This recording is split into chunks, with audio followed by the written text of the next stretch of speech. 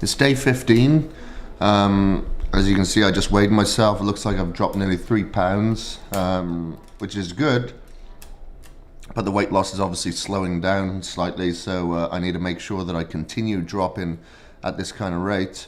So I'm going to be finally making some changes to my diet and to my program now. So the first thing that I'm going to do, I'm not really going to increase my cardio time, but what I am going to do is start doing twists at the end of my cardio.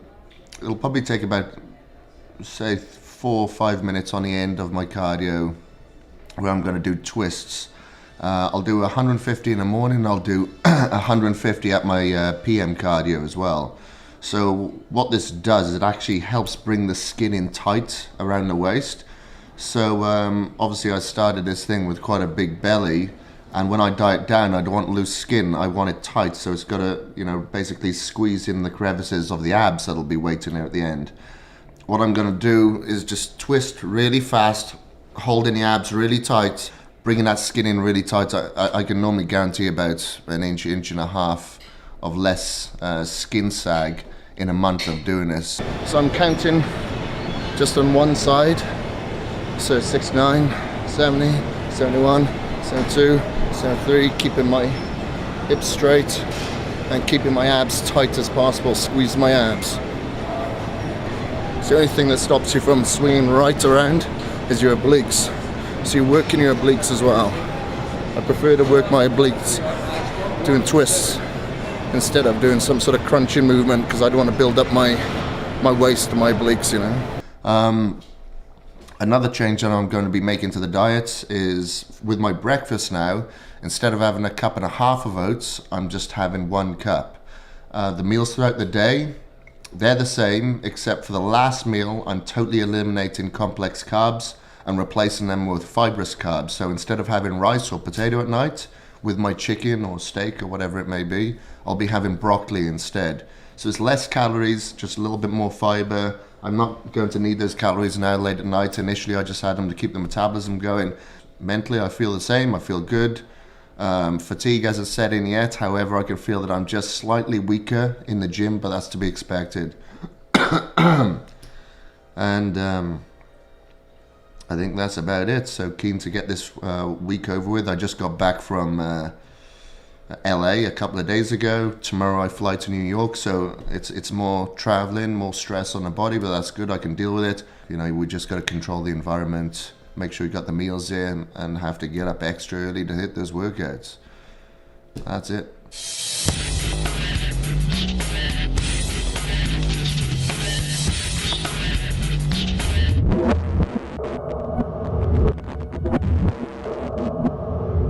We're going to start off heavy today with flat dumbbell press, and we'll be doing 2 sets of around 6 to 8 repetitions and focus on low volume but maximum load. By doing this, we'll be overloading the muscle to the point where changes have to occur structurally for the muscles to adapt, and this technique will help gain and maintain muscle mass while we're cutting fat. And on pushing movements like this, I always like to go explosive and really heavy, especially on the compound movements. You know, on the pulling movements, it's a little bit more technical, but when it comes to pushing for triceps, shoulders, chest, I like to go a little bit heavier, a little bit more explosive. And as we progress throughout the program, you'll see my workouts continue to get more and more intense. Push it, come on. One more, come on, push it.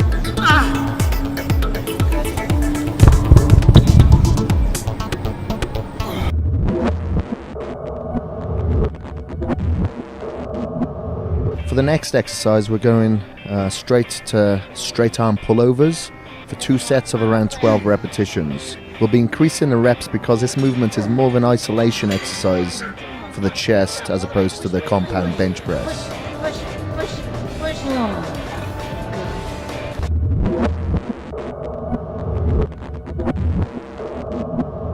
Next up is incline flies. And now that we're on to our secondary chest exercise, we're going to lighten the load a little bit and bring the reps back up to around 3 sets of 12 repetitions.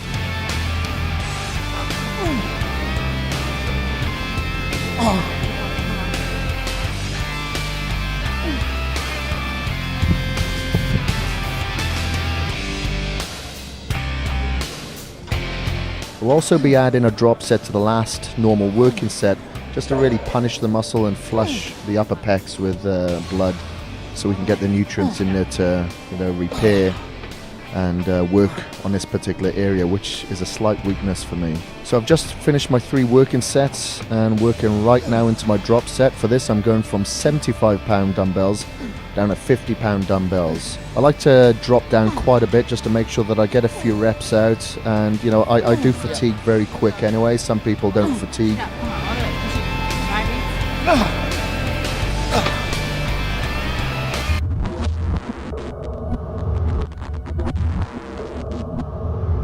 Now we're on to rope overhead tricep extensions for 3 sets of around 15 repetitions.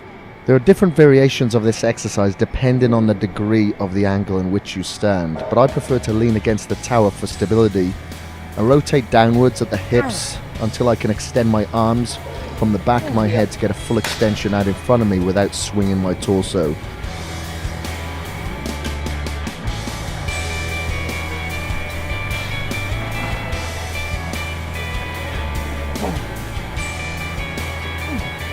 I've decided to do a drop set on my second set here, so I'll finish off with a lighter weight, and I'll do the same for the third set as well, another drop set.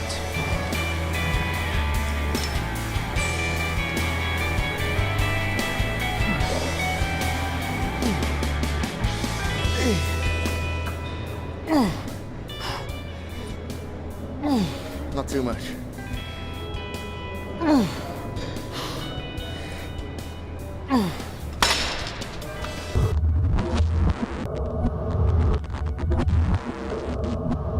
We're going to continue to punish our triceps now with dips. If the bars are a little bit wide, I find that works a little bit more of the lower chest. So I like to go as closer to shoulder width as possible is best for your triceps. And we're going to be working around 3 sets of 12 repetitions. So after doing my warm-up set, I'll be adding some weight by using a dip belt. Since dips are generally just body weight, using a dip belt is a great way to make progress. If you find that you struggle on the first set with just your body weight, don't add a dip belt. Just continue with body weight sets until you become accustomed to it, and then as it gets easier, sure, you can add weight to a dip belt just to make it a little bit harder. So regardless of whether you add weight or not, you can use a spotter to help you get the force reps out just by supporting your shins and your ankles.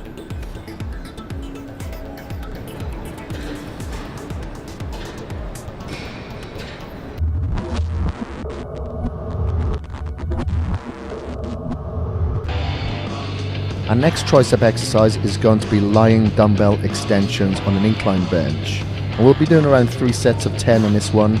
This movement is similar to skull crushers, except we're using dumbbells so we can keep our hands just a little bit wider than normal.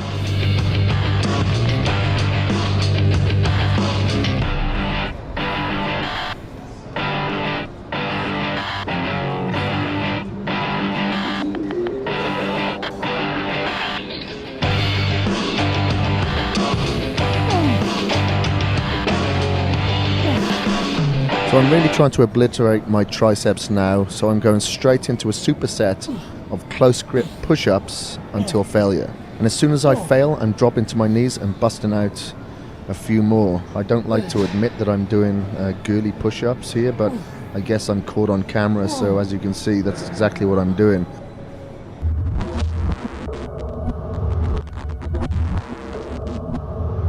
The final exercise to completely demolish our triceps is bench dips. We will be doing 3 sets of 15 repetitions.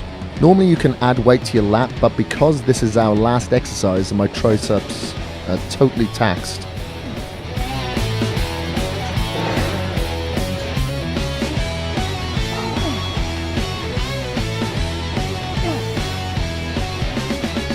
For this exercise, simply position 2 benches apart from each other to support your hands and your feet.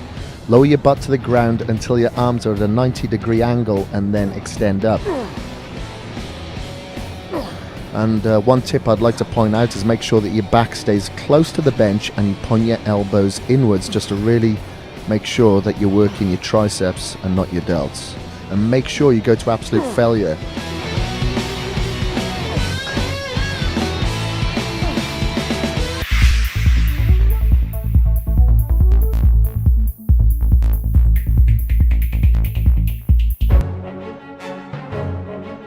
Want to look like a badass in the gym? Come back to see a great workout that will not only target your lats, but your abs at the same time.